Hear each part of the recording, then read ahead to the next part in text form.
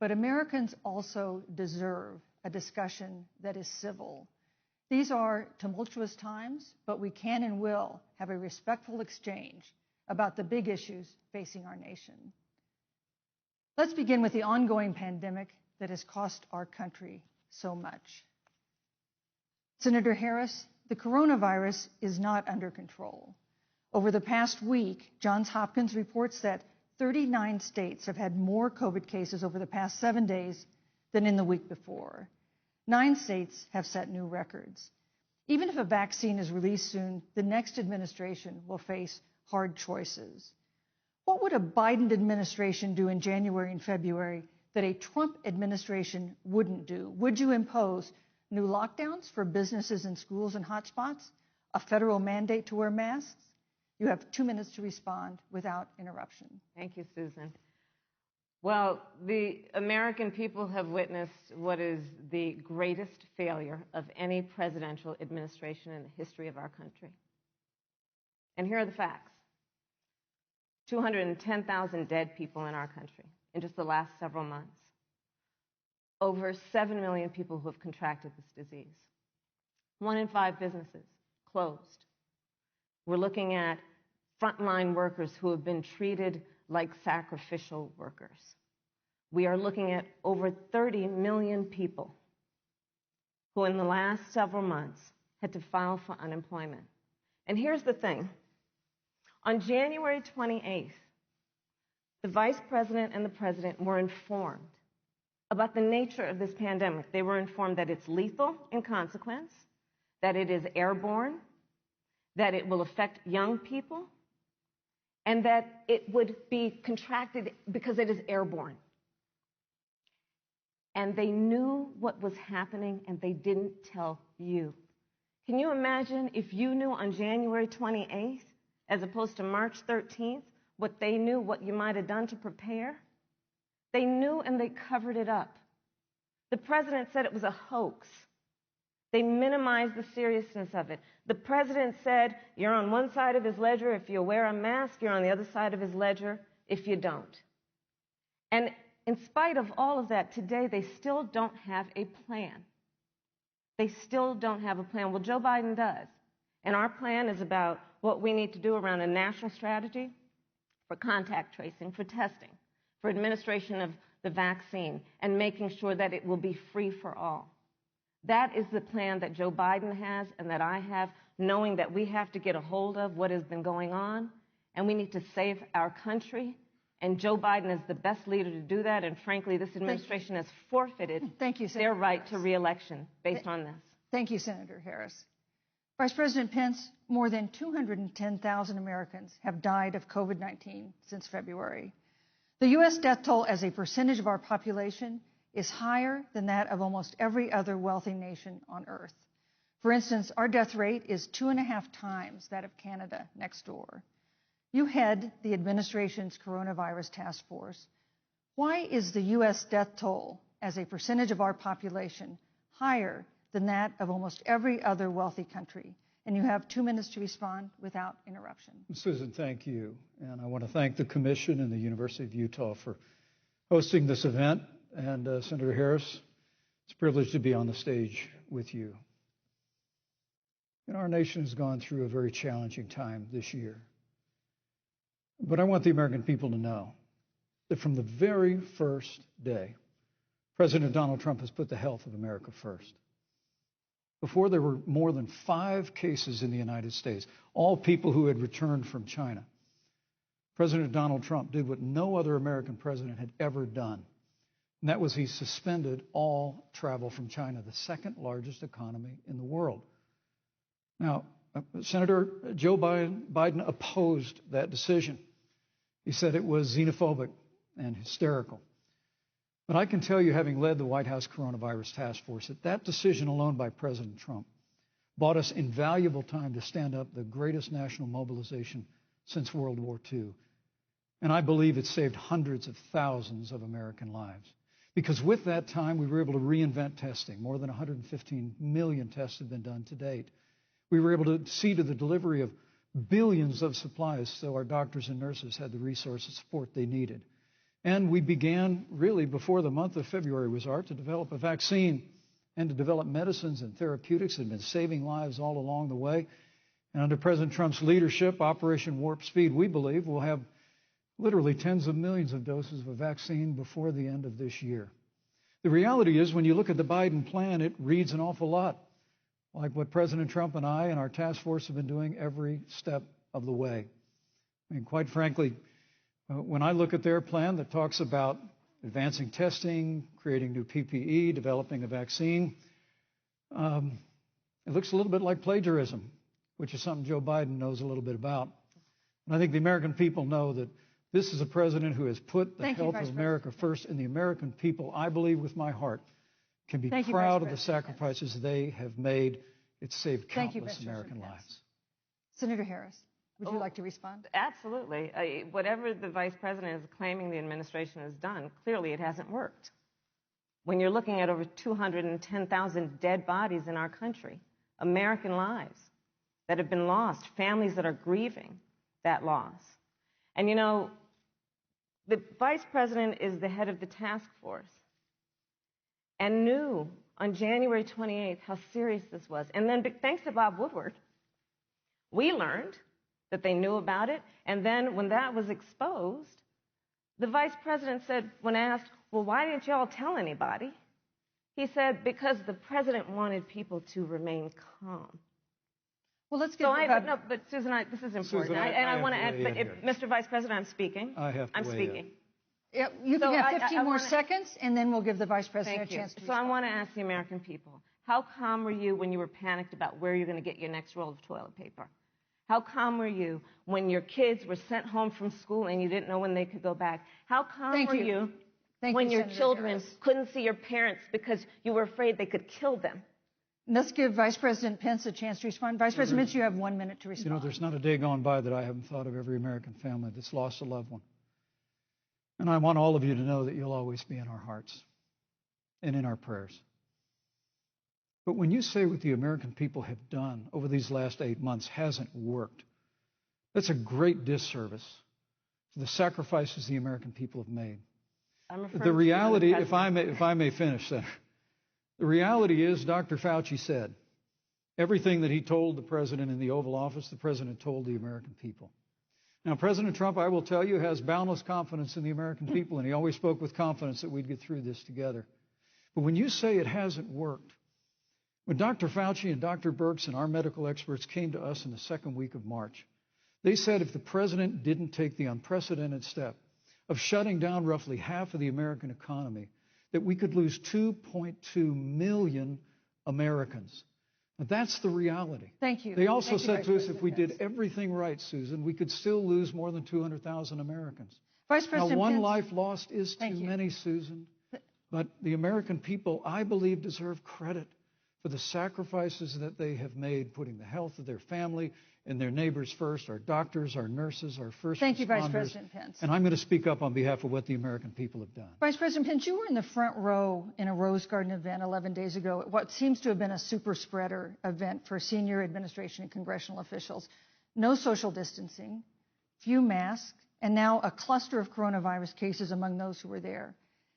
How can you expect Americans to follow the administration's safety guidelines to protect themselves from COVID when you at the White House have not been doing so? Well, the American people have demonstrated over the last 8 months that when given the facts, they're willing to put the health of their families and their neighbors and people they don't even know first. And President Trump and I have great confidence in the American people and their ability to take that information and put it into practice. In the height of the epidemic, when we were losing a heartbreaking number of 2,500 Americans a day, we surged resources to New Jersey and New York and New Orleans and Detroit. We told the American people what needed to be done, and the American people made the sacrifices. When the outbreak in the Sun Belt happened this summer, again, Americans stepped forward. But the reality is the work of the President of the United States goes on. A vacancy on the Supreme Court of the United States has come upon us, and the President introduced Judge Amy Coney Barrett. Thank you, Vice President. At that, if I may say, that Rose Garden event, there's been a great deal of speculation about it. My wife Karen and I were there and honored to be there. Many of the people who were at that event, Susan, actually were tested for coronavirus. And it was an outdoor event, which all of our scientists regularly and routinely advise. The difference here is President Trump and I trust the American people to make choices in the best interest of their health. Joe Biden and Kamala Harris consistently talk about mandates, and not just mandates with the coronavirus, but a government takeover of health care, the Green New Deal, all government control. We're about freedom and respecting the freedom of the American people. Let's talk about respecting the American people. You respect the American people when you tell them the truth. You respect the American people when you have the courage to be a leader speaking of those things that you may not want people to hear, but they need to hear so they can protect themselves. But this administration stood on information that if you had as a parent, if you had as a worker, knowing you didn't have enough money saved up, and now you're standing in a food line because of the ineptitude of an administration that was unwilling to speak the truth to the American people.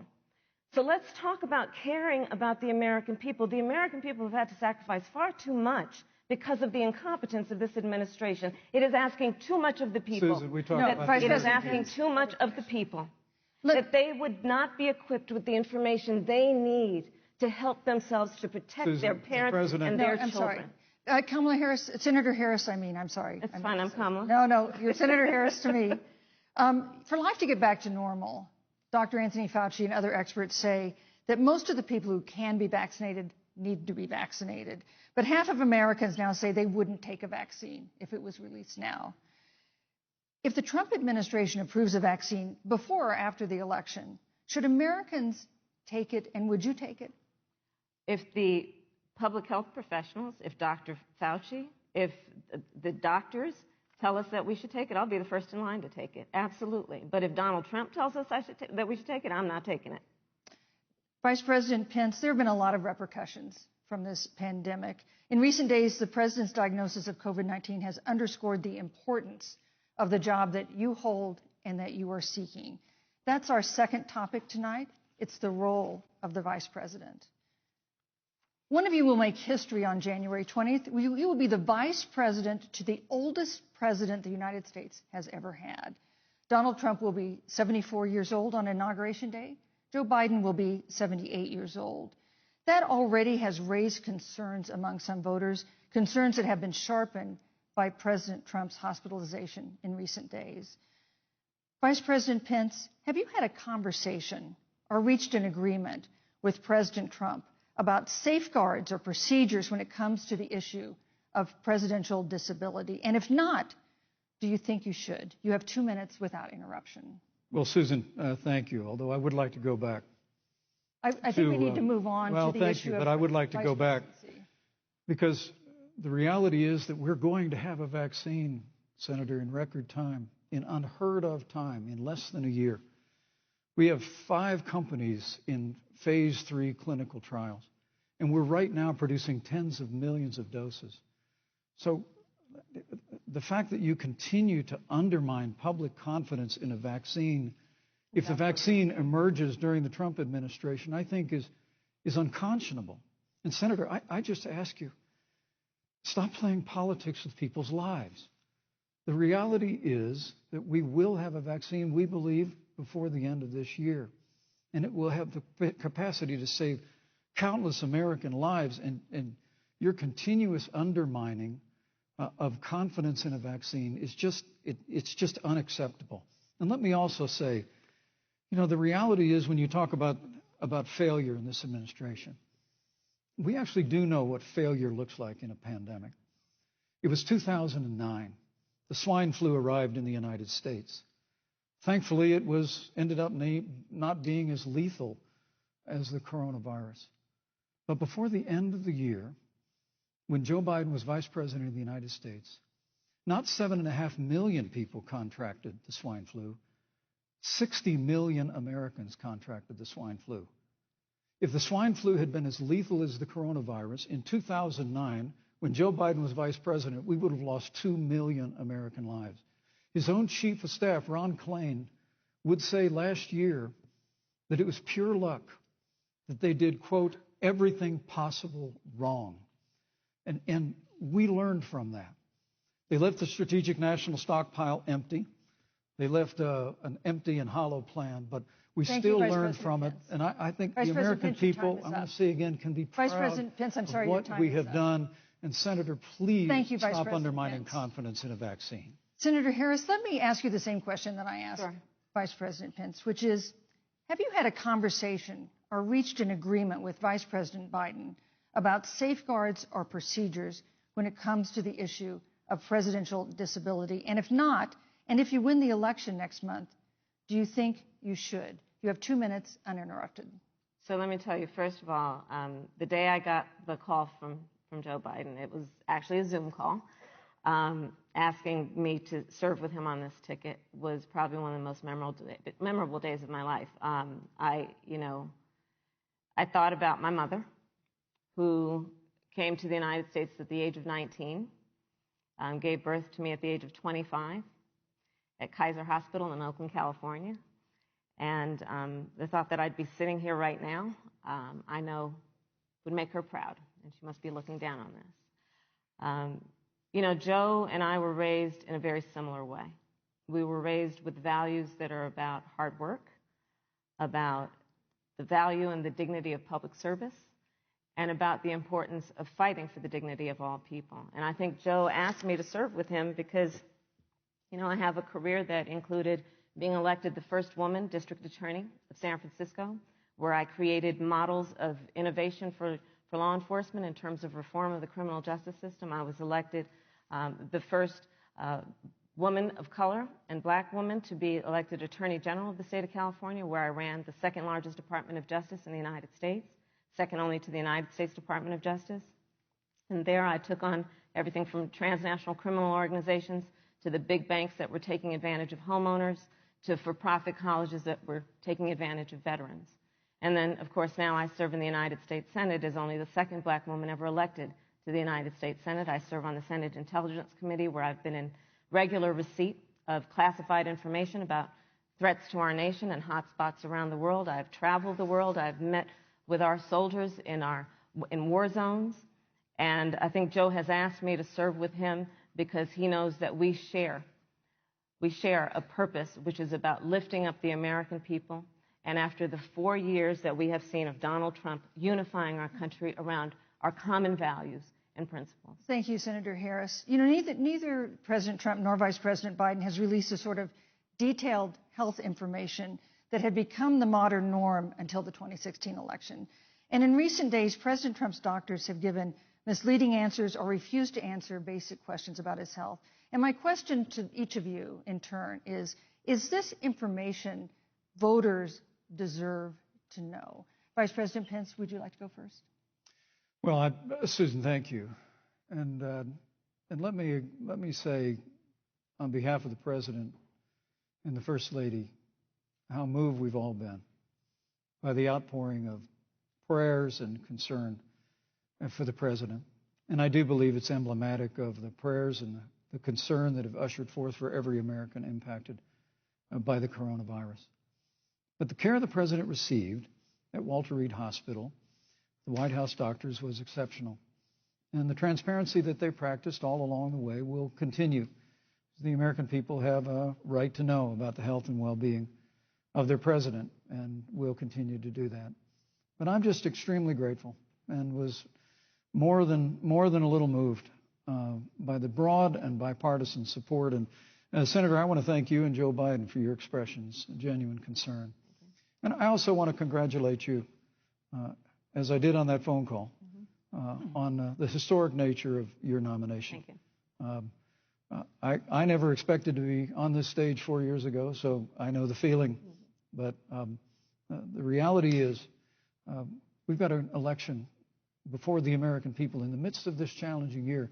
And the stakes have never been higher, but I think the choice has never been clearer. I want to give Senator Harris a chance to respond to the same question I asked, which is, do voters have a right to know more detailed health information about presidential candidates and especially about presidents, especially when they're facing some kind of challenge? Absolutely, and that's why Joe Biden has been so incredibly transparent, and certainly by contrast, the president has not. both in terms of health records, but also let's look at taxes. We now know, because of great investigative journalism, that Donald Trump paid $750 in taxes. When I first heard about it, I literally said, "You mean $750,000? And it was like, no, $750. We now know Donald Trump owes and is in debt for $400 million. And just so everyone is clear, when we say in debt, it means you owe money to somebody. And it'd be really good to know who the President of the United States, the Commander-in-Chief, owes money to, because the American people have a right to know what is influencing the President's decisions. And is he making those decisions on the best interest of the American people, of you, or self-interest? So, Susan, I'm glad you asked about transparency, because it has to be across the board. Joe has been incredibly transparent over many, many years. The one thing we all know about Joe, he puts it all out there. He is honest, he is forthright. But Donald Trump, on the other hand, has been about covering up everything. Thank you, Senator Harris. I want to give you a chance to respond, Vice President. Well, look, I respect the fact that Joe Biden spent 47 years in public life. I respect your public service as well. Thank you. But the American people have a president who's a businessman, he's a job creator, who's paid tens of millions of dollars in taxes, payroll taxes, property taxes. He's created tens of thousands of American jobs. And the president said those public reports are not accurate. And the president's also released literally stacks of financial disclosures the American people can review just as the law allows. But the distinction here is that Joe Biden, 47 years in public service, compared to President Donald Trump, who brought all of that experience 4 years ago. Thank you, Vice and President. turned this economy around by cutting taxes, rolling back regulation, unleashing American energy, fighting for free and fair trade, and all of that's on the line if Joe Biden and Kamala Harris. You know, that's a good segue into our third topic, which is about the economy. This has been another aspect of life for Americans that's been so affected by this coronavirus. We have a jobs crisis brewing. On Friday, we learned that the unemployment rate had declined to 7.9% in September, but the job growth had stalled, and that was before the latest round of layoffs and furloughs in the airline industry at Disney and elsewhere. Hundreds of thousands of discouraged workers have stopped looking for work. Nearly 11 million jobs that existed at the beginning of the year haven't been replaced. Those hardest hit include Latinos, blacks, and women. Senator Harris, the Biden-Harris campaign has proposed new programs to boost the economy, and you would pay for that new spending by raising $4 trillion in taxes on wealthy individuals and corporations. Some economists warn that could curb entrepreneurial ventures that fuel growth and create jobs. Would raising taxes put the recovery at risk? And you have 2 minutes to answer uninterrupted. Thank you. On the issue of the economy, I think there couldn't be a more fundamental difference between Donald Trump and Joe Biden. Joe Biden believes you measure the health and the strength of America's economy based on the health and the strength of the American worker and the American family. On the other hand, you have Donald Trump, who measures the strength of the economy based on how rich people are doing, which is why he passed a tax bill benefiting the top 1% and the biggest corporations of America, leading to a $2 trillion deficit that the American people are going to have to pay for. On day one, Joe Biden will repeal that tax bill. He'll get rid of it. And what he'll do with the money is invest it in the American people. And through a plan that is about investing in infrastructure, something that Donald Trump said he would do. I remember hearing about some infrastructure week. I don't think it ever happened. But Joe Biden will do that. He'll invest in infrastructure. It's about upgrading our roads and bridges, but also investing in clean energy and renewable energy. Joe is going to invest that money in what we need to do around innovation. There was a time when our country believed in science and invested in research and development so that we were an innovation leader on the globe. Joe Biden will use that money to invest in education. So, for example, for folks who want to go to a 2-year community college, it will be free. If you come from a family that makes less than $125,000, you'll go to a public university for free. And across the board, we'll make sure that if you have student loan debt, it's cut by $10,000.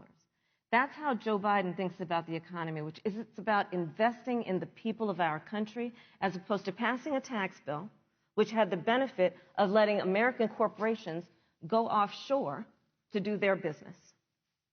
Thank you, You're Senator welcome. Harris. Vice President Pence, your administration has been predicting a rapid and robust recovery, but the latest economic report suggests that's not happening. Should Americans be braced for an economic comeback that is going to take not months, but a year or more? You have 2 minutes to answer, uninterrupted. When President Trump and I took office, America had gone through the slowest economic recovery since the Great Depression. Because when Joe Biden was vice president, they tried to tax and spend and regulate and bail our way back to a growing economy. President Trump cut taxes across the board. Despite what Senator Harris says, the average American family of four had $2,000 in savings in taxes. And with the rise in wages that occurred, most predominantly for blue-collar, hardworking Americans, the average household income for a family of four increased by $4,000 following President Trump's tax cuts. But America, you just heard Senator Harris tell you, on day one, Joe Biden's going to raise your taxes. It's really remarkable to think, Susan. I mean, right after a time where we're going through a pandemic that lost 22 million jobs at the height, we've already added back 11.6 million jobs because we had a president who cut taxes, rolled back regulation, unleashed American energy, fought for free and fair trade, and secured $4 trillion from the Congress of the United States to give direct payments to families, saved 50 million jobs through the Paycheck Protection Program. We literally have spared no expense to help the American people and the American worker through this. Joe Biden and Kamala Harris want to raise taxes. They want to bury our economy under a $2 trillion Green New Deal, which you were one of the original co-sponsors of in the United States Senate. They want to abolish fossil fuels and ban fracking, which would cost hundreds of thousands of American jobs all across the heartland. And Joe Biden wants to go back to the economic surrender to China, that when we took office, half of our international trade deficit was with China alone. And Joe Biden wants to repeal all of the tariffs that President Trump put into effect to fight for American jobs and American workers. Joe Biden says democracy's on the ballot. Make no mistake about it, Susan. The American economy, the American comeback is on the ballot with 4 more years of growth and opportunity, 4 more years of President Donald Trump. 2021 is going to be the biggest economic year in the history of this country. Thank you, Vice President Pence. Senator Harris? Well, I mean, I thought we saw enough of it in last week's debate, but I think this is supposed to be a debate based on fact and truth. And the truth and the fact is Joe Biden has been very clear. He will not raise taxes on anybody who makes less than $400,000 a year. He said he's going to repeal the Trump tax cuts. Mr. Vice President, I'm speaking. Well, I'm speaking. It'd be important if you said the truth. Joe Biden said twice in the debate last week that he's going to repeal the Trump tax cuts. That was tax cuts that gave the average working family $2,000 in a tax break every single year. Senator, that is absolutely not true. Is he only going to repeal part of the Trump tax cuts? If you don't mind letting me finish, we can then have a conversation, okay? Please. Okay. Joe Biden will not raise taxes on anyone who makes less than $400,000 a year. He has been very clear about that. Joe Biden will not end fracking. He has been very clear about that. Joe Biden is the one who, during the Great Recession, was responsible for the Recovery Act that brought America back. And now the Trump-Pence administration wants to take credit when they rode the coattails of Joe Biden's success for the economy that they had at the beginning of their term. Of course, now the economy is a complete disaster. But Joe Biden, on the one hand, did that. On the other hand, you have Donald Trump, who has reigned over a recession that is being compared to the Great Depression.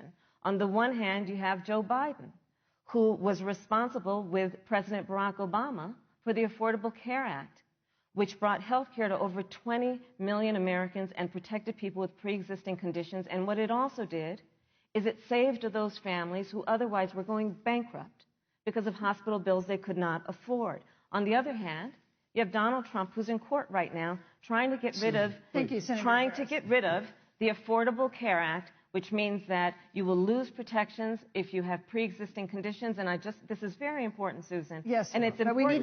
we need to give Vice President. He interrupted me, and I'd like to just finish, please. If you have a pre-existing condition, heart disease, diabetes, breast cancer, they're coming for you.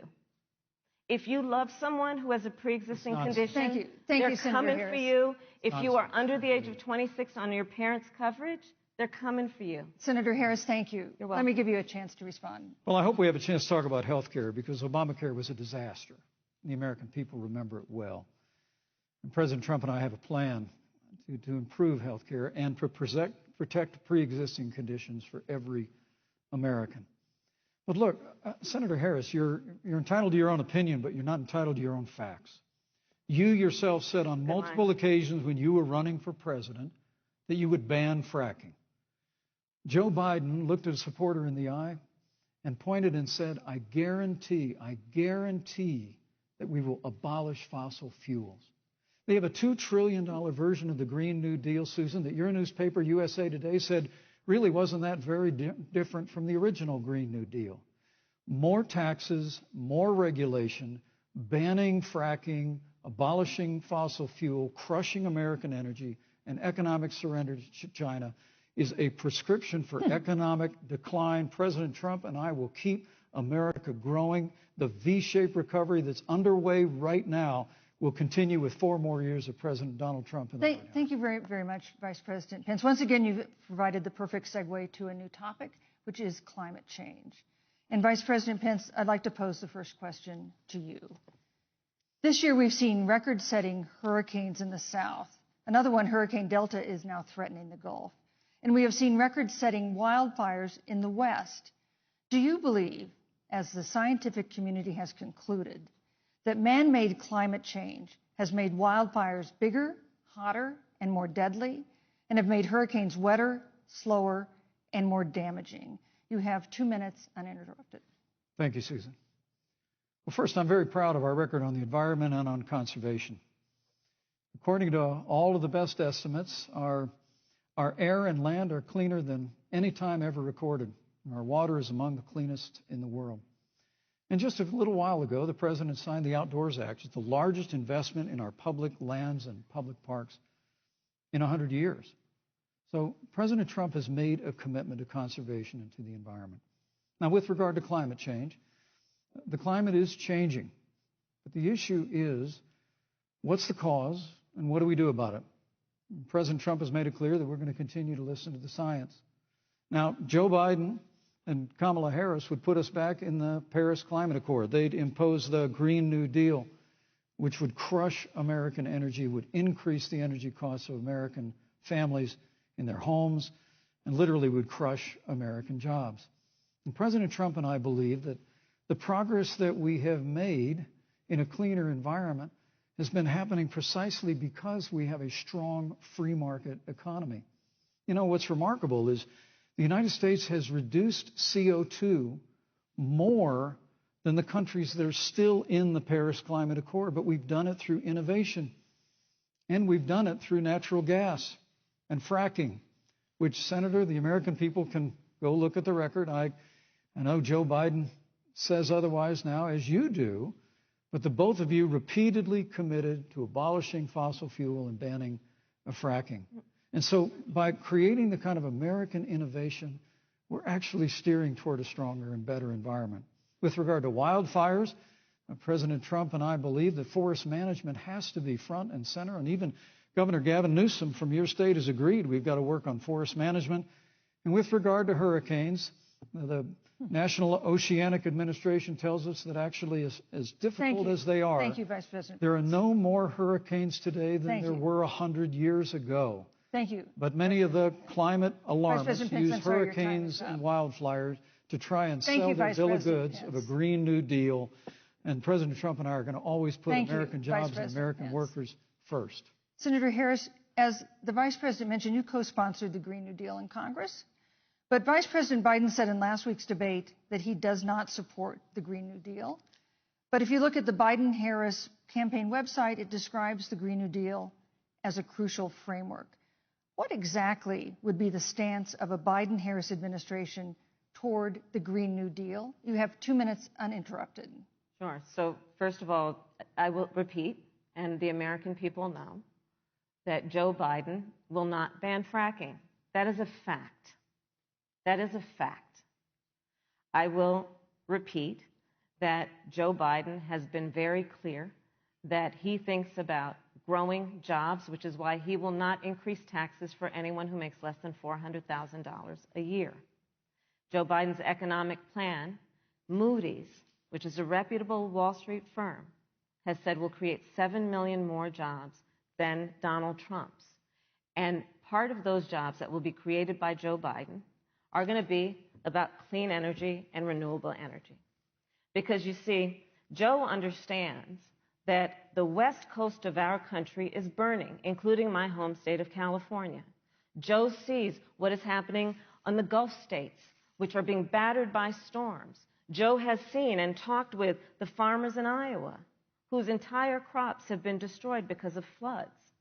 And so Joe believes, again, in science. I'll tell you something, Susan. I served, when I first got to the Senate, on the committee that's responsible for the environment. Do you know this administration took the word science off the website and then took the phrase climate change off the website? We have seen a pattern with this administration, which is they don't believe in science. And Joe's plan is about saying we're going to deal with it, but we're also going to create jobs. Donald Trump, when asked about the wildfires in California, and the question was, the science is telling us this, you know what Donald Trump said? Science doesn't know. So let's talk about who is prepared to lead our country over the course of the next 4 years on what is an existential threat to us as human beings. Joe is about saying we're going to invest that in renewable energy. It's going to be about the creation of millions of jobs. We will achieve net zero emissions by 2050, carbon neutral by 2035. Joe has a plan. This has been a lot of talk from the Trump administration, and really it has been to go backward instead of forward. We will also re-enter the climate agreement with pride. Senator Harris just said that climate change is an existential threat. Vice President Pence, do you believe that climate change poses an existential threat? As I said, Susan, the climate is changing. We'll follow the science. But once again, Senator Harris is denying the fact that they're going to raise taxes on every American. Joe Biden said twice in the debate last week that on day one he was going to repeal the Trump tax cuts. Those tax cuts delivered $2,000 in tax relief to the average family of four across America. And with regard to banning fracking, I just recommend that people look at the record. You yourself said repeatedly that you would ban fracking. You were the first Senate co-sponsor of the Green New Deal. And while Joe Biden denied the Green New Deal, Susan, thank you for pointing out, the Green New Deal is on their campaign website. And as USA Today said, it's essentially the same plan as you co-sponsored with AOC when she submitted it in the Senate. And you just heard the senator say that she's going to resubmit America to the Paris Climate Accord. Look, the American people have always cherished our environment. We'll continue to cherish it. We've made great progress reducing CO2 emissions through American innovation and the development of natural gas through fracking. We don't need a massive $2 trillion Green New Deal that would impose all new mandates on American businesses and American families. Thank you. Joe Biden wants us to retrofit 4 million American business buildings. It makes no sense. It will cost jobs. President Trump is going to put America first. He's going to put jobs first, and we're going to take care of our environment and follow the science. Thank you, on the issue of jobs, Senator Harris. Let's talk about that. The vice president earlier referred to, as part of what he thinks is an accomplishment, the president's trade war with China. You lost that trade war. You lost it. What ended up happening is because of a so-called trade war with China, America lost 300,000 manufacturing jobs. Farmers have experienced bankruptcy because of it. We are in a manufacturing recession because of it. And when we look at where this administration has been, there are estimates that by the end of the term of this administration, they will have lost more jobs than almost any other presidential administration. And the American people know what I'm talking about. You know. I think about 20-year-olds. You know, we have a 20-year-old, a 20-something-year-old, who are coming out of high school and college right now, and you're wondering, is there going to be a job there for me? We're looking at people who are trying to figure out how they're going to pay rent by the end of the month. Almost half of American renters are worried about whether they're going to be able to pay rent by the end of the month. This is where the economy is in America right now, and it is because of the catastrophe and the failure of leadership of this administration. Thank you, Senator Harris. Vice President Pence, let me give you just 15 seconds to respond, because then I want to move on to Well, I'd love to respond. Look, lost the trade war with China. Joe Biden never fought it. Joe Biden has been a cheerleader for communist China over the last several decades. And again, Senator Harris, you're entitled to your opinion. You're not entitled to your own facts. When Joe Biden was vice president, we lost 200,000 manufacturing jobs, and President Obama said they were never coming back. He said we needed a magic wand to bring them back. In our first 3 years after we cut taxes, rolled back regulation, unleashed American energy, this administration saw 500,000 manufacturing jobs created. And that's exactly the kind of growth we're going to continue to see as we bring our nation through this pandemic. But a Green New Deal, your massive new mandates, your Paris Climate Accord, it's going to kill jobs this time, just like it killed jobs. I just need to respond very briefly. 15 seconds, and Thank then we'll move on. Thank you. Joe Biden is responsible for saving America's auto industry, and you voted against it. So let's set the record straight. Thank you. Yeah. I'd like to talk about China. We have, as our next topic, we have no more complicated or consequential foreign relationship than the one with China. It is a huge market for American agricultural goods. It's a potential partner in dealing with climate change in North Korea. And in a video tonight, President Trump again blamed it for the coronavirus, saying China will pay. Vice President Pence, how would you describe our fundamental relationship with China? Competitors, adversaries, enemies? You have 2 minutes. Thank you, Susan. Well, before I leave that, let me speak to voting records if I can. You know, everybody knows that NAFTA cost literally thousands of American factories to close. We saw automotive jobs go south of the border. President Trump fought to renegotiate NAFTA. And the United States-Mexico-Canada agreement is now the law of the land. American people deserve to know Senator Kamala Harris was one of only 10 members of the Senate to vote against the USMCA. It was a huge win for American auto workers. It was a huge win for American farmers, especially dairy in the upper Midwest. But Senator, you said it didn't go far enough on climate change, that you put your radical environmental agenda ahead of American auto workers and ahead of American jobs. The American people deserve to know that. Is probably why Newsweek magazine said that Kamala Harris was the most liberal member of the United States Senate in 2019, more liberal than Bernie Sanders, more liberal than any of the others in the United States Senate. So now, with regard to China, look, Susan, first and foremost, China is to blame for the coronavirus. And President Trump is not happy about it. He's made that very clear, made it clear again today. China and the World Health Organization did not play straight with the American people. They did not let our personnel into China to get information on the coronavirus until the middle of February. Fortunately, President Trump, in dealing with China from the outset of this administration, standing up to China that had been taking advantage of America for decades in the wake of Joe Biden's cheerleading for China, President Trump made that decision before the end of January to suspend all travel from China. And again, the American people deserve to know Joe Biden opposed President Trump's decision to suspend all travel from China. He said it was hysterical. He said it was xenophobic. But President Trump has stood up to China. We're going to continue to stand strong. Thank you, Vice President Pence. We want to improve the relationship, but we're going to level the playing field, and we're going to hold China accountable for what they did to America with the coronavirus. Thank you. Senator Harris, let me ask you the same question that I asked the Vice President.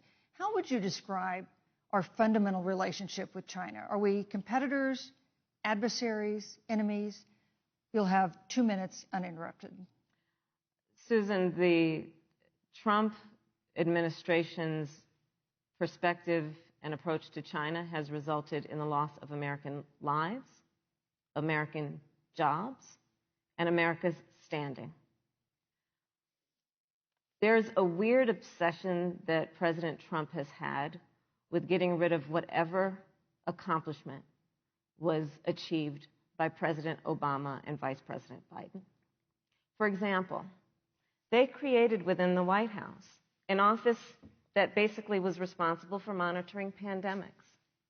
They got rid of it. Not true. There was a team of disease experts that President Obama and Vice President Biden dispatched to China to monitor what is now predictable and what might happen. They pulled them out. We now are looking at 210,000 Americans who have lost their lives. Let's look at the job situation. We mentioned before the trade deal, the trade war, they wanted to call it, with China. It resulted in the loss of over 300 manufacturing jobs and a manufacturing recession, and the American consumer paying thousands of dollars more for goods because of that failed war that they called it. Then let's talk about standing. Pew, a reputable research firm, has done an analysis that shows that leaders of all of our formerly allied countries have now decided that they hold in greater esteem and respect Xi Jinping, the head of the Chinese Communist Party, than they do Donald Trump, the President of the United States, the Commander-in-Chief of the United States. This is where we are today because of a failure of leadership by this administration. Senator Harris, we've seen changes in the role of the United States in terms of global leadership over the past 4 years. And of course, times do change. What's your definition? We've seen strains with China, of course, as the Vice President mentioned. We've seen strains with our traditional allies in NATO and elsewhere. What is your definition of the role of American leadership in 2020? So, Joe is, I love talking with Joe about a lot of these issues. And, Joe, I think he said it quite well. He says, foreign policy, it might sound complicated, but really it's relationships. So just think about it as relationships. And so we know this in our personal and professional relationships. You got to keep your word to your friends. Got to be loyal to your friends. People who've stood with you, got to stand with them. You got to know who your adversaries are and keep them in check.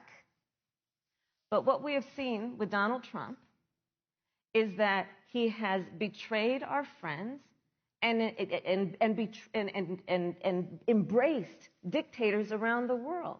Let's take, for example, Russia. So, I serve on the Intelligence Committee of the United States Senate. America's intelligence community told us Russia interfered in the election of the President of the United States in 2016 and is playing in 2020. Christopher Wray, the director of the FBI, said the same. But Donald Trump, the Commander-in-Chief of the United States of America, prefers to take the word of Vladimir Putin over the word of the American intelligence community. You look at our friends at NATO. He has walked away from agreements. You can look at the Iran nuclear deal, which now has put us in a position where we are less safe because they are building up what might end up being a significant nuclear arsenal. We were in that deal, guys. We were in the Iran nuclear deal with friends, with allies around the country. And because of Donald Trump's unilateral approach to foreign policy, coupled with his isolationism, he pulled us out and has made America less safe. So, Susan, it's about relationships. And the thing that has always been part of the strength of our nation, in addition to our great military, has been that we keep our word. But Donald Trump doesn't understand that because he doesn't understand what it means to be honest. Thank you, Senator Harris. Vice President Pence, let me give you a chance to respond. Well, thank you. President Trump kept his word when we moved the American embassy to Jerusalem, the capital of the state of Israel. When Joe Biden was vice president, they promised to do that, and they never did. We've stood strong with our allies, but we've been demanding. NATO is now contributing more to our common defense than ever before, thanks to President Trump's leadership. We've strengthened our alliances across the Asia-Pacific, and we've stood strong against those who would do us harm. You know, when President Trump came into office, ISIS had captured an area of the Middle East the size of Pennsylvania. But President Trump unleashed the American military, and our armed forces destroyed the ISIS caliphate and took down their leader, al-Baghdadi, without one American casualty. Al-Baghdadi was responsible for the death of thousands. But notably, America's hearts today are with the family of Kayla Mueller, her parents of which are here with us tonight in Salt Lake City. Today, 2 of the ISIS killers responsible for Kayla Mueller's murder were brought to justice in the United States. Jihadi John was killed on the battlefield along with the other beetle. The reality is that when Joe Biden was vice president, we had an opportunity to save Kayla Mueller. It breaks my heart to reflect on it, but the military came into the Oval Office, presented a plan. They said they knew where Kayla was.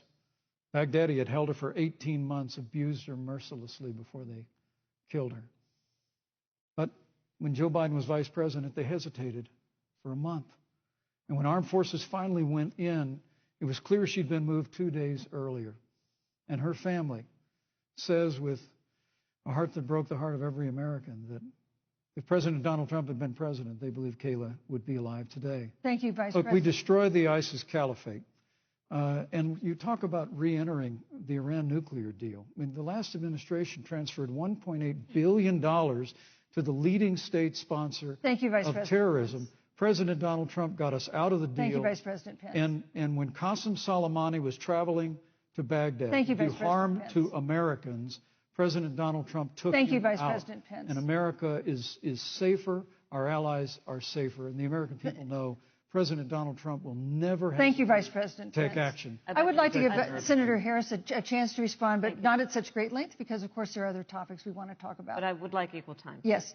Thank you. Please go ahead.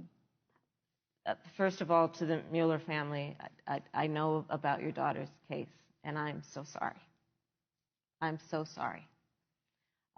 What happened to her is awful, and it should have never happened. And I know Joe feels the same way. And I know that President Obama feels the same way. But you mentioned Soleimani. Let's start there.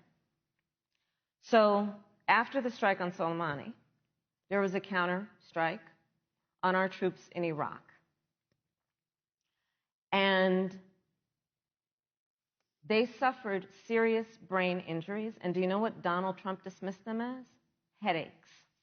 And this is about a pattern of Donald Trump's, where he has referred to our men who are serving in our military as suckers and losers. Donald Trump, who went to Arlington Cemetery and stood above the graves of our fallen heroes and said, what's in it for them? Because, of course, he only thinks about what's in it for him. Let's take what he said about John McCain, a great American hero. And Donald Trump says he doesn't deserve to be called a hero because he was a prisoner of war.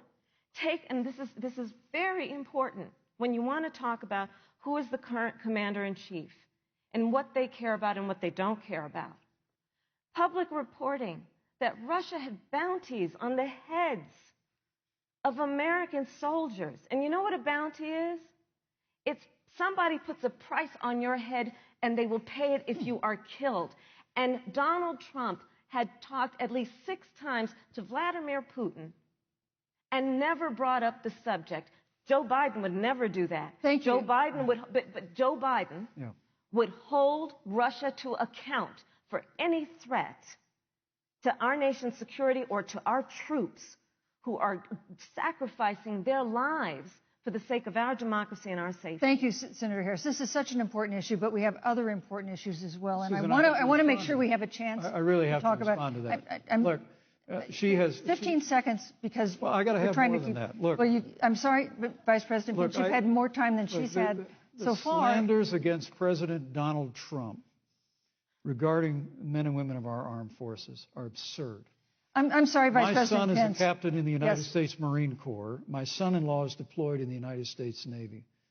I can assure all of you, with sons and daughters serving in our military, President Donald Trump not only respects but reveres all of those who serve in our armed forces, and any suggestion otherwise is ridiculous. Thank you, Vice President Pence. The American people deserve, Susan, the American people deserve to know. Vice President Pence, I did not, excuse me, Susan, the I did American not people create deserve the to know rules for tonight. Joe Biden. Your campaigns agreed to the rules for tonight's debate with the Commission on Presidential Debates. I'm here to enforce them, which involves moving from one topic to another, giving roughly equal time to both of you, which is what I'm trying very hard to do. Go right ahead. So I want to go ahead and move to the next topic, which is an important one, as the last topic was, and that is the Supreme Court. On Monday, the Senate Judiciary Committee is scheduled to open hearings on Amy Coney Barrett's nomination to the Supreme Court. Senator Harris, you'll be there as a member of the committee. Her confirmation would cement the court's conservative majority and make it likely open to more abortion restrictions, even to overturning the landmark Roe v. Wade ruling. Access to abortion would then be up to the states. Vice President Pence, you're the former governor of Indiana. If Roe v. Wade is overturned, what would you want Indiana to do? Would you want your home state to ban all abortions? You have 2 minutes, uninterrupted. Well, thank you for the question, but I'll use a little bit of my time to respond to that very important issue before. The American people deserve to know Qasem Soleimani, the Iranian general, was responsible for the death of hundreds of American service members. When the opportunity came, we saw him headed to Baghdad to kill more Americans. President Trump didn't hesitate, and Qasem Soleimani is gone. But you deserve to know that Joe Biden and Kamala Harris actually criticized the decision to take out Qasem Soleimani. It's really inexplicable, but with regard to Joe Biden, it's explainable. Because history records that Joe Biden actually opposed the raid against Osama bin Laden. It's absolutely essential that we have a commander-in-chief who will not hesitate to act to protect American lives and to protect American service members, and that's what you have in President Donald Trump. Now, with regard to the Supreme Court of the United States, let me say President Trump and I could not be more enthusiastic about the opportunity to see Judge Amy Coney Barrett become Justice Amy Coney Barrett. She's a brilliant woman, and she will bring a lifetime of experience and a sizable American family to the Supreme Court of the United States. And our hope is, in the hearing next week, unlike Justice Kavanaugh received with treatment from you and others, we hope she gets a fair hearing. And we particularly hope that we don't see the kind of attacks on her Christian faith that we saw before. I mean, the Democrat chairman of the Judiciary Committee before, when Judge Barrett was being confirmed for the Court of Appeals, expressed concern that the dogma of her faith lived loudly in her. Dick Durbin of Illinois said that it was a concern. Senator, I know one of our judicial nominees you actually attacked because they were a member of the Catholic Knights of Columbus, just because the Knights of Columbus holds pro-life views and Thank you, Vice President Pence. So your my time hope is is up. that when the hearing takes place, Thank you, Vice President Pence. that Judge Amy Coney Barrett will be respected, Thank you, treated Vice President respectfully, Pence. voted and confirmed Thank to the you. Supreme Court of the United States. Senator Harris, you're the senator from and former Attorney General of California. So let me ask you a parallel question to the one I posed to the Vice President. If Roe v. Wade is overturned, what would you want California to do? Would you want your home state to enact no restrictions on access to abortion? And you have 2 minutes uninterrupted. Thank you, Susan. First of all, Joe Biden and I are both people of faith, and it's insulting to suggest that we would knock anyone for their faith. And in fact, Joe, if elected, will be only the second practicing Catholic as President of the United States. On the issue of this nomination, Joe and I are very clear, as are the majority of the American people.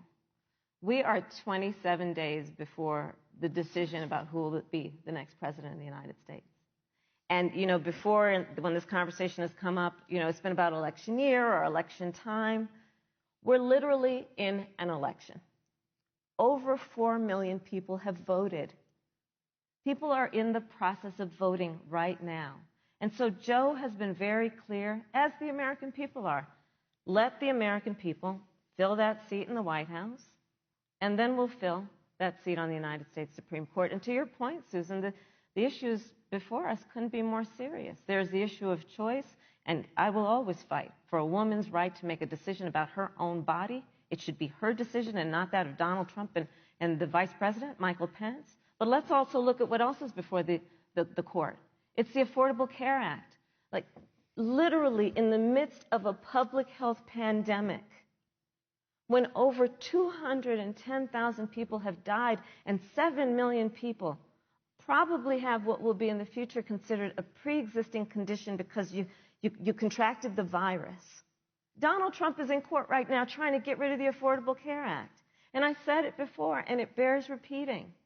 This means that there will be no more protections, if they win, for people with pre-existing conditions. Yeah. This means that over 20 million people will lose your coverage. It means that if you're under the age of 26, you can't stay on your parents' coverage anymore. And here's the thing. The contrast couldn't be more clear. They're trying to get rid of the Affordable Care Act. Joe Biden is saying, let's expand coverage. Let's give you a choice of a public option or private coverage. Let's bring down premiums. Thank you, Senator Let's Harris. lower Medicare eligibility to 60. Thank you, Senator. That's true Harris. leadership. You know, you mentioned earlier, Vice President Pence, that the president was committed to maintaining protections for people with pre-existing conditions. But you do have this court case that you are supporting, your administration supporting, that would strike down the Affordable Care Act. The president says, President Trump says that he's going to protect people with pre-existing conditions, but he has not explained how he would do that. And that was one of the toughest nuts to crack when they were passing the Affordable Care Act. So tell us specifically, how would your administration protect Americans with pre-existing conditions to have access to affordable insurance if the Affordable Care Act is struck down? Well, thank you, Susan. But let me just say, addressing your very first question, I couldn't be more proud to serve as vice president to a president who stands without apology for the sanctity of human life. I'm pro-life. I don't apologize for it. And this is another one of those cases where there's such a dramatic contrast. Joe Biden and Kamala Harris support taxpayer funding of abortion all the way up to the moment of birth. Late-term abortion. They want to increase funding to Planned Parenthood of America. Now, for our part, I would never presume how Judge Amy Coney Barrett would rule on the Supreme Court of the United States, but we'll continue to stand strong for the right to life. When you speak about the Supreme Court, though, I think the American people really deserve an answer, Senator Harris. Are you and Joe Biden going to pack the court if Judge Amy Coney Barrett is confirmed? I mean, there have been 29 vacancies on the Supreme Court during presidential election years, from George Washington to Barack Obama. Presidents have nominated in all 29 cases. But your party is actually openly advocating adding seats to the Supreme Court, which has had 9 seats for 150 years, if you don't get your way. This is a classic case of if you can't win by the rules, you're going to change the rules. Now, you've refused to answer the question. Joe Biden has refused to answer the question. So I think the American people would really like to know, if Judge Amy Coney Barrett is confirmed to the Supreme Court of the United States, are you and Joe Biden, if somehow you win this election, going to pack the Supreme Court to get your way? I'm so glad we went through a little history lesson. Let's do that a little more. In 1864... Well, I'd like you to answer the question. No, Mr. Vice President, I'm speaking. I'm speaking. Okay. In 1864, one of the, I think, political heroes, certainly of the president, I assume of you also, Mr. Vice President, is Abraham Lincoln. Mm-hmm. Abraham Lincoln was up for re-election. And it was 27 days before the election. And a seat became open on the United States Supreme Court. Abraham Lincoln's party was in charge not only of the White House, but the Senate. But Honest Abe said it's not the right thing to do. The American people deserve to make the decision about who will be the next president of the United States. And then that person can select who will serve for a lifetime on the highest court of our land. And so Joe and I are very clear. The American people are voting right now, and it should be their decision about who will serve on this most important body for a lifetime. Thank you, And Senator the Harris. people, Susan, are voting right now. They'd like to know if you and Joe Biden are going to pack the Supreme Court if you don't get your way in this nomination. Let's talk about packing. You once again gave a non-answer. Joe Biden gave a non-answer. Trying to answer you the now. American people deserve a straight answer. And if you haven't figured it out yet, the straight answer is they are going to pack the Supreme Court if they somehow win this election. Men and women, I got to tell you, people across this country, if you cherish our Supreme Court, if you cherish the separation of powers, you need to reject the Biden-Harris ticket. Come November the 3rd, re-elect President Donald Trump, and we'll stand by that separation of powers in a 9-seat Supreme Court. Yeah, let's talk about packing the court then. Let's talk about the fact. Yeah, I'm about to. So the Trump-Pence administration has been, because I sit on the Senate Judiciary Committee, Susan, as you mentioned, and I've witnessed the appointments for lifetime appointments to the federal courts, district courts, courts of appeal. People who are purely ideological, people who have been reviewed by legal professional organizations and found to have been not competent, are substandard. And do you know that of the 50 people who President Trump appointed to the Court of Appeals for lifetime appointments, not one is black? This is what they've been doing. You want to talk about packing a court? Let's have that discussion. All right, thank you, Senator. Let's go on and talk about the issue of racial justice. I just want the record to reflect she never answered the question. So maybe the next debate, Joe Biden will answer the question. But I think the American people know the answer. Thank you, Vice President. In March, Breonna Taylor, a 26-year-old emergency room technician in Louisville, was shot and killed after police officers executing a search warrant in a narcotics investigation broke into her apartment. The police said they identified themselves. Taylor's boyfriend said he didn't hear them do that. He used a gun registered to him to fire a shot, which wounded an officer. The officers then fired more than 20 rounds into the apartment. They say they were acting in self-defense. None of them have been indicted in connection with her death. Senator Harris, in the case of Breonna Taylor, was justice done? You have 2 minutes. I don't believe so. And I've talked with Breonna's mother, Tamika Palmer, and her family. And her family deserves justice. She was a beautiful young woman. She had as her life goal to become a nurse, and she wanted to become an EMT to first learn what's going on out on the street so she could then become a nurse and save lives. And her life was taken unjustifiably and tragically and violently. And it brings me to, the 8 minutes and 46 seconds that America witnessed, during which an American man was tortured and killed under the knee of an armed, uniformed police officer. And people around our country of every race, of every age, of every gender, perfect strangers to each other, marched shoulder to shoulder, arm in arm, fighting for us to finally achieve that ideal of equal justice under law. And I was a part of those peaceful protests. And I believe strongly that, first of all, we are never going to condone violence, but we always must fight for the values that we hold dear, including the fight to achieve our ideals. And that's why Joe Biden and I have said on this subject, look, and I'm a former career prosecutor. I know what I'm talking about. Bad cops are bad for good cops. We need reform of our policing in America and our criminal justice system, which is why Joe and I will immediately ban chokeholds and carotid holds. George Floyd would be alive today if we did that. We will require a national registry for police officers who break the law. We will, on the issue of criminal justice reform, get rid of private prisons and cash bail, and we will decriminalize marijuana, and we will expunge the records of those who have been convicted of marijuana. This is the time for leadership on a tragic issue of unarmed black people in America who have been killed. Senator Harris. Vice President Pence, let me pose the same question to you. In the case of Breonna Taylor, was justice done? You have 2 minutes uninterrupted. Well, our heart breaks for the loss of any innocent American life. and the family of Breonna Taylor has our sympathies. But I trust our justice system, a grand jury that refused the evidence. And it really is remarkable that as a former prosecutor, you would assume that an impaneled grand jury looking at all the evidence got it wrong. But you're entitled to your opinion, Senator.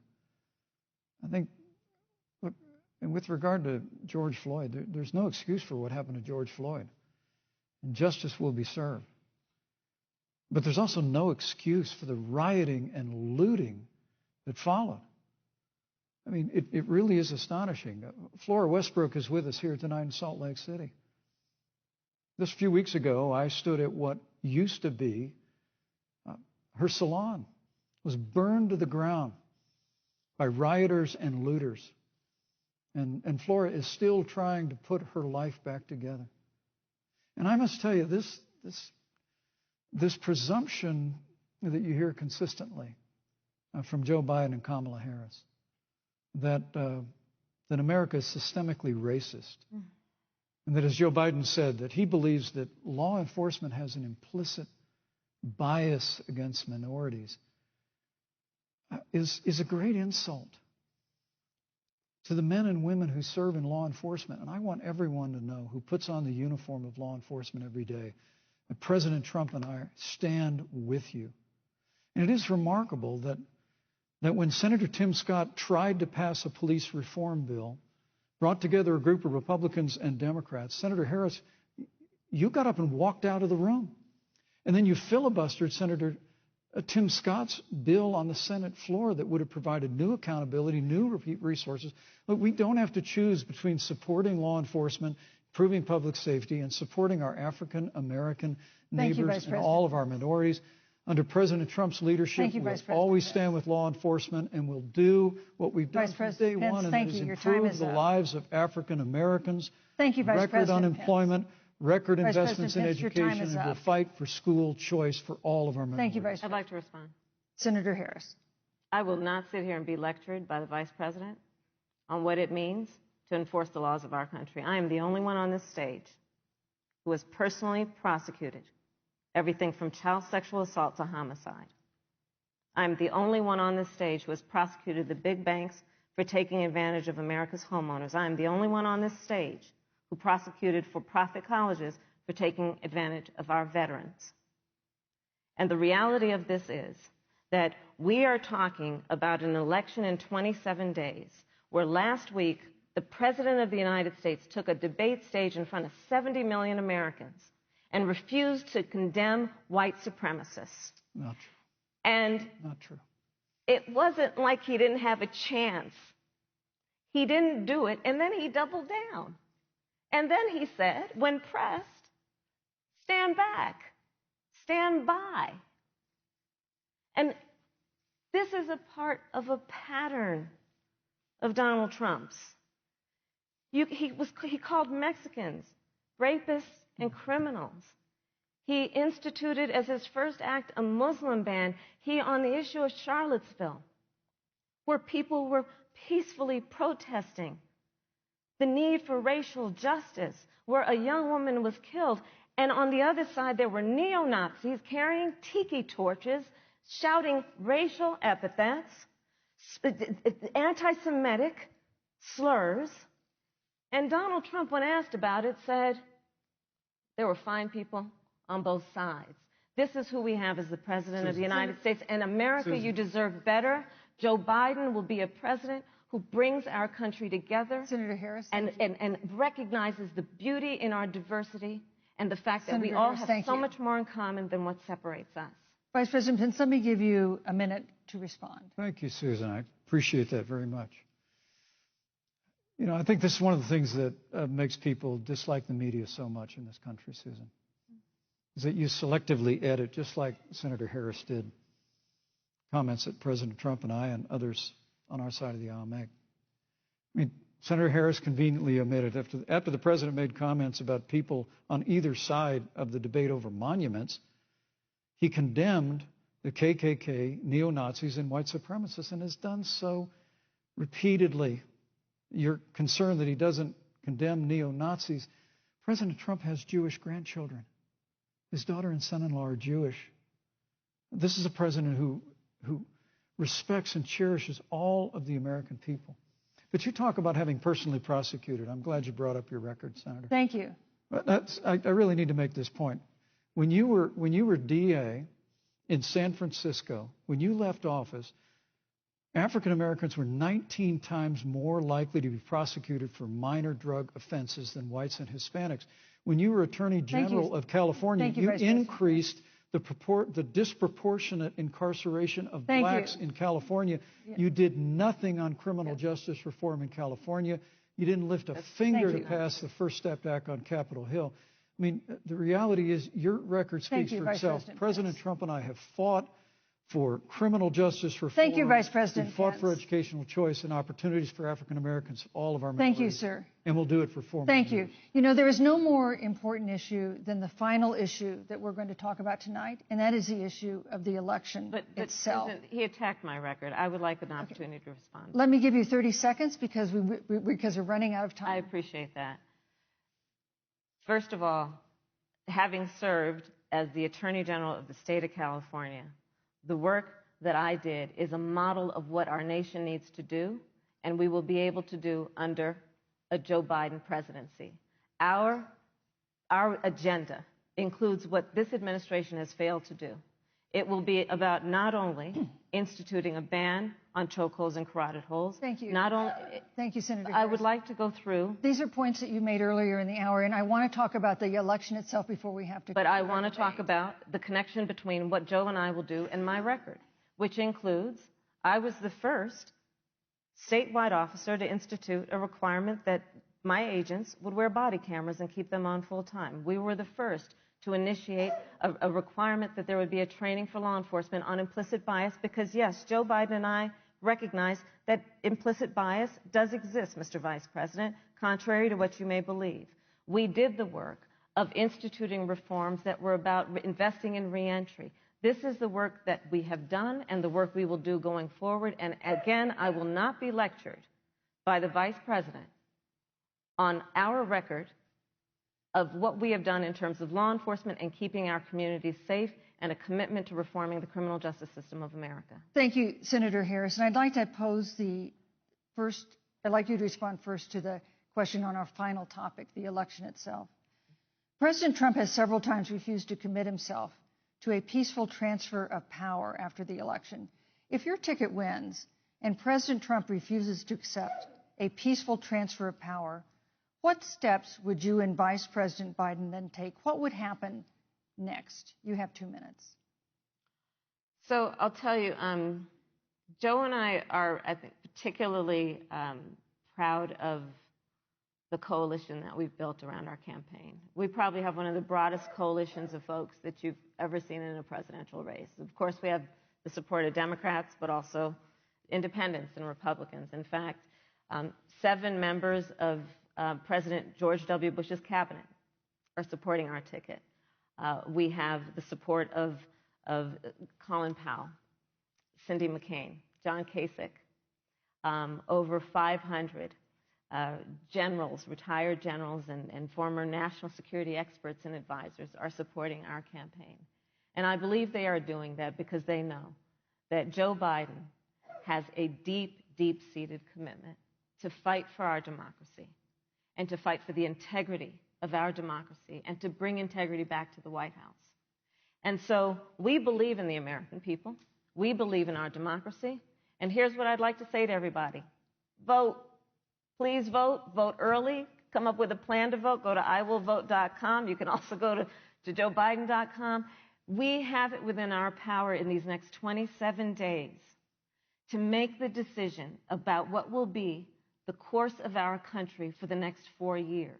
And it is within our power, and if we use our vote and we use our voice, we will win. And we will not let anyone subvert our democracy with what Donald Trump has been doing, as he did on the debate stage last week, when again in front of 70 million people, he openly attempted to suppress the vote. Joe Biden, on the other hand, on that same debate stage, because clearly Donald Trump doesn't think he can run on a record because it's a failed record, Joe Biden on that stage said, hey, just please vote. So I'll repeat what Joe said. Please vote. Thank you, Senator. Vice President Pence, President Trump has several times refused to commit himself to a peaceful transfer of power after the election.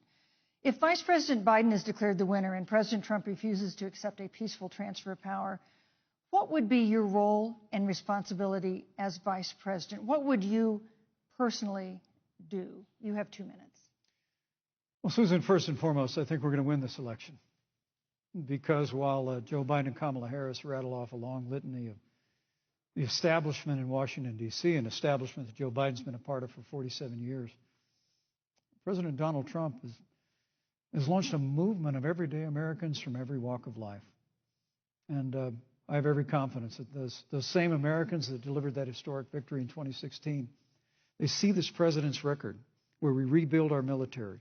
We revived our economy through tax cuts and rolling back regulation, fighting for fair trade, unleashing American energy. We appointed conservatives to our federal courts at every level.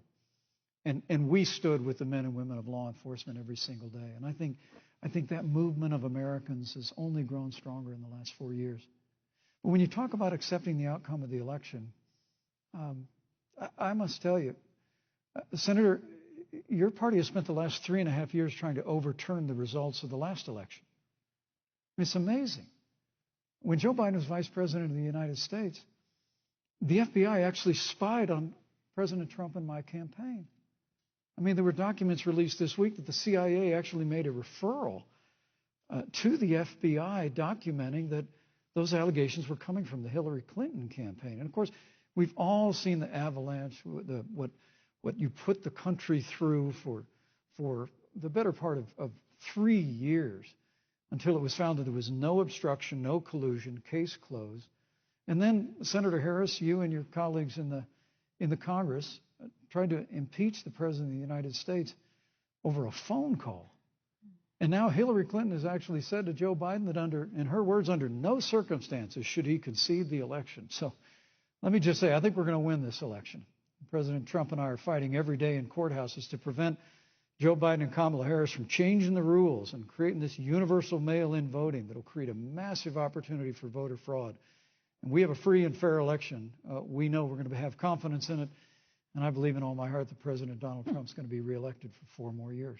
You know, I've written all the questions that I've asked tonight, but for the final question of the debate, I'd like to read a question that someone else wrote. The Utah Debate Commission asked students in the state to write essays about what they would like to ask you. And I want to close tonight's debate with the question posed by Brecklin Brown.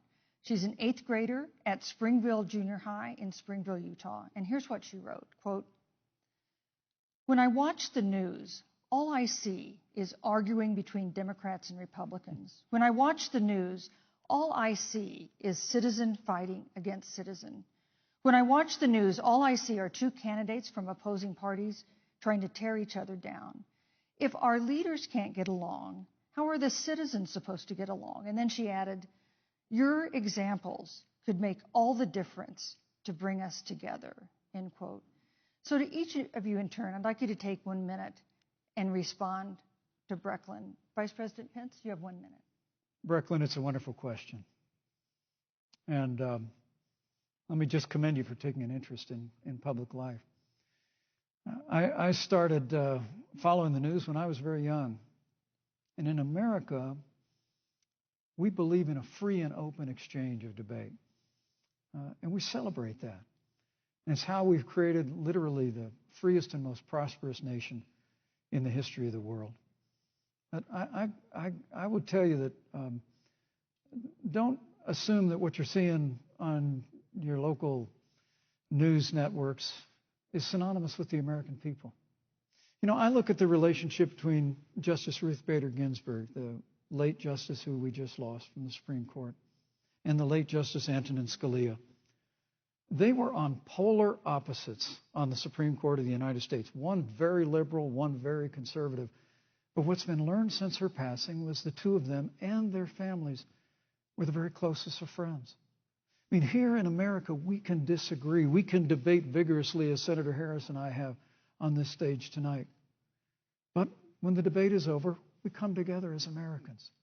And that's what people do in big cities and small towns all across this country. So I just want to encourage you, Brecklin. I want to tell you that we're going to work every day to have government as good as our people, and the American people each and every day. Love a good debate.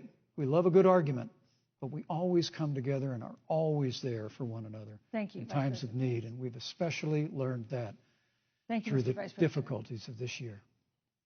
Senator Harris, what would you say to Brecklin? First of all, I love hearing from our young leaders. And when I hear her words, when I hear your words, Brecklin, I know our future is bright, because it is that perspective on who we are and who we should be that is a sign of leadership and is something we should all aspire to be. And that, that brings me to Joe.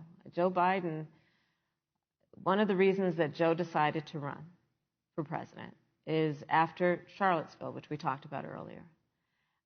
It so troubled him and upset him, like it did all of us, that there was that kind of hate and division. What propelled Joe to run for president was to see that over the course of the last 4 years, what Brecklin described has been happening. Joe has a long-standing reputation of working across the aisle and working in a bipartisan way. And that's what he's going to do as president. Joe Biden has a history of lifting people up and fighting for their dignity. You have to know Joe's story to know that Joe has known pain, he has known suffering, and he has known love. And so, Brecklin, when you think about the future, I do believe the future is bright. And it will be because of your leadership, and it will be because we fight for each person's voice through their vote, and we get engaged in this election because you have the ability through your work and through eventually your vote to determine the future of our country and what its leadership looks like. Thank you, Senator Harris. Thank you, Vice President Pence. Thank you so much for being with us tonight. We want to thank also the University of Utah for its hospitality, and most of all, our thanks to all the Americans who watched this debate tonight. Again, our best wishes for a quick recovery to President Trump, the First Lady, and everyone who is battling COVID-19. The second presidential debate is next week on October 15th, a town hall style debate in Miami. We hope you'll join us then. Good evening.